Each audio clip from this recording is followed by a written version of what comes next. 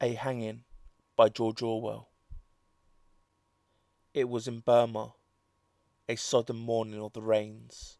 A sickly light, like yellow tinfoil, was slanting over the high walls into the jail yard.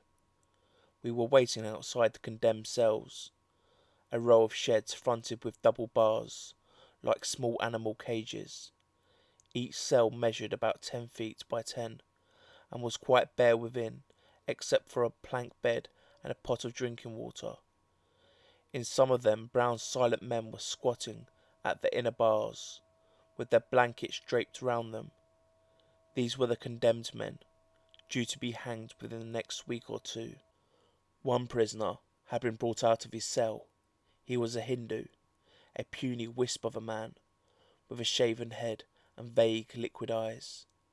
He had a thick sprouting moustache, absurdly too big for his body, rather like the moustache of a comic man on the films. 6 tall Indian warders were guarding him and getting him ready for the gallows. 2 of them stood by with rifles and fixed bayonets, while the others handcuffed him, passed a chain through his handcuffs and fixed it to their belts, and lashed his arms tight to his sides. They crowded very close about him, with their hands always on him in a careful, caressing grip, as though all the while feeling him to make sure he was there. It was like men handling a fish which is still alive and may jump back into the water.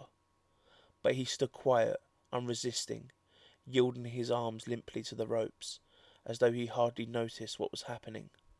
8 o'clock struck, and a bugle call, desolately thin in the wet air, floated from the distant barracks. The superintendent of the jail, who was standing apart from the rest of us, moodily prodding the gravel with his stick, raised his head at the sound. He was an army doctor, with a grey toothbrush moustache and a gruff voice. "For God's sake, hurry up, Francis," he said irritably. "The man ought to have been dead by this time. Aren't you ready yet?" Francis, the head jailer, a fat Dravidian in a white drill suit and gold spectacles, waved his black hand. Yes, sir, he bubbled. "All is satisfactorily prepared. The hangman is waiting. We shall proceed." "Well, quick march then. The prisoners can't get their breakfast till this job's over." We set out for the gallows. 2 warders marched on either side of the prisoner, with their rifles at the slope.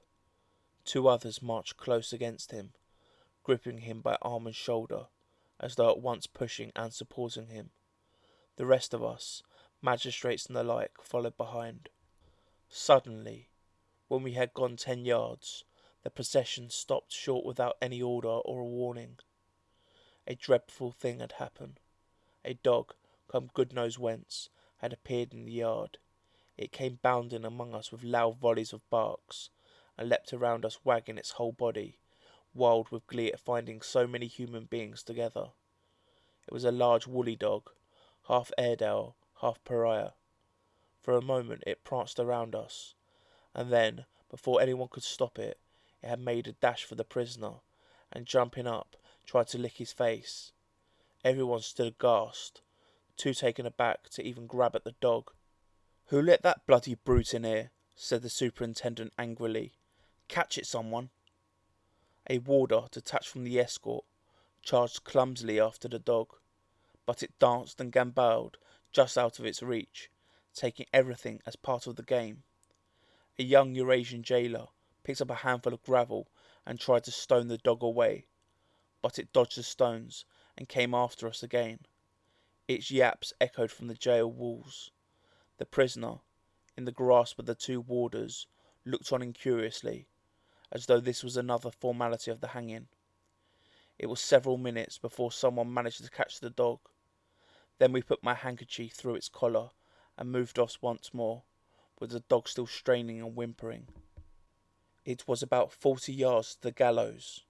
I watched the bare brown back of the prisoner marching in front of me. He walked clumsily, with his bound arms, but quite steadily, with that bobbing gait of the Indian who never straightens his knees. At each step, his muscles slid neatly into place. The lock of hair on his scalp danced up and down.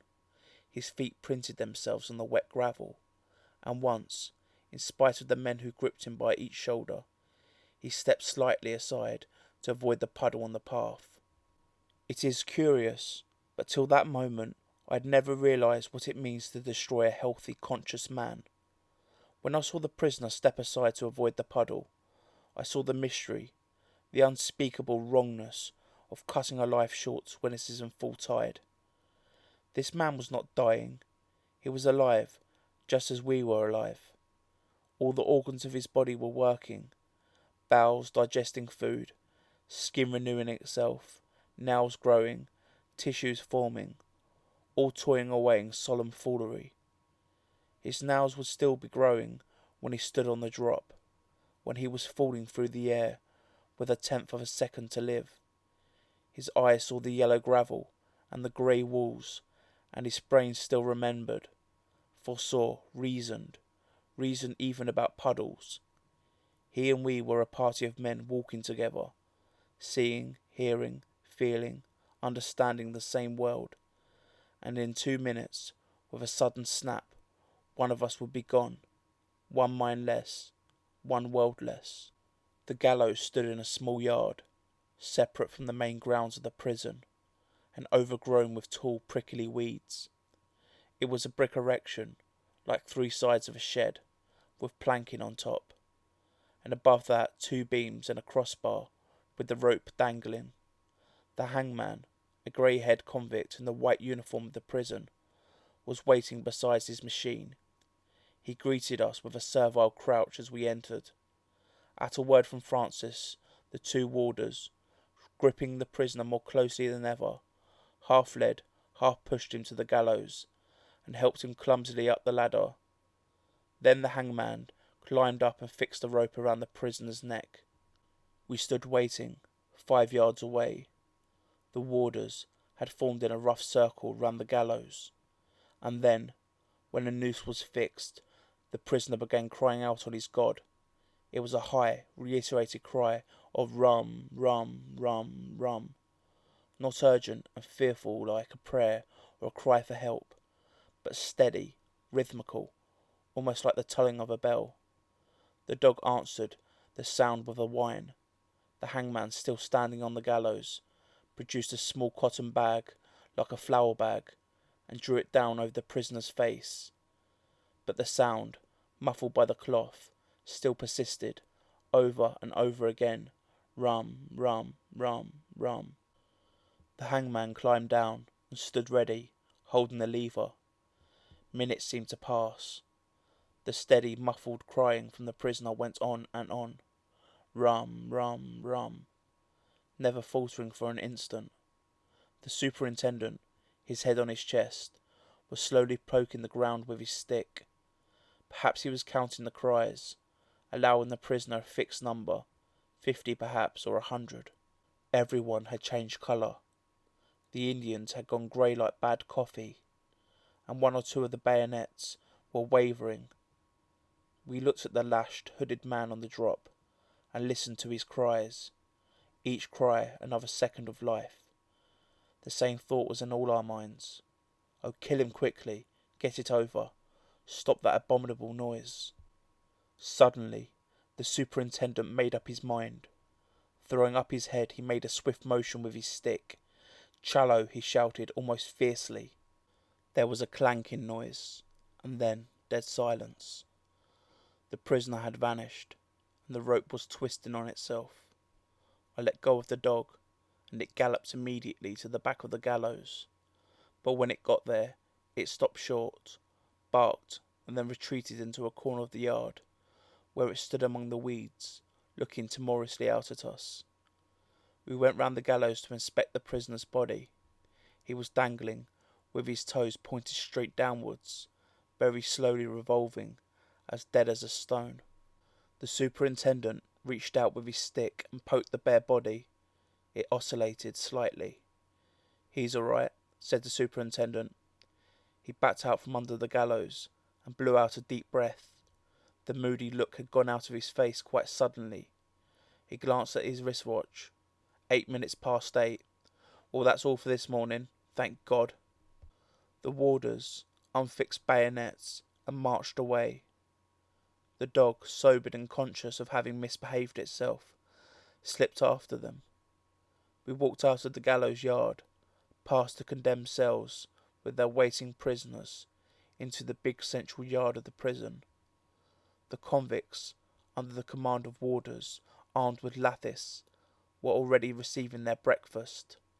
They squatted in long rows, each man holding a tin pannikin, while two warders with buckets marched round ladling out rice. It seemed quite homely, jolly scene after the hanging. An enormous relief had come upon us now that the job was done. One felt an impulse to sing, to break into a run, to snigger. All at once everyone began chattering gaily. The Eurasian boy, walking beside me, nodded towards the way we had come, with a knowing smile.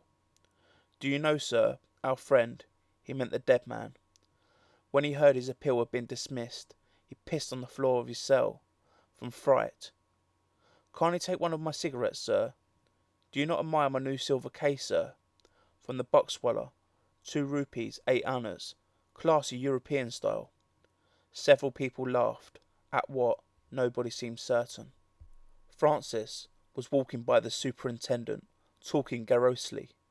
"Well, sir, all has passed off with the utmost satisfactoriness. It was all finished, flick, like that. It is not always so, no. I have known cases where the doctor was obliged to go beneath the gallows and pull the prisoner's legs to ensure decease. Most disagreeable. Rigging about, eh? That's bad," said the superintendent. "Ach, sir, it's worse when they become refractory. One man, I recall, clung to the bars of his cage when we went to take him out.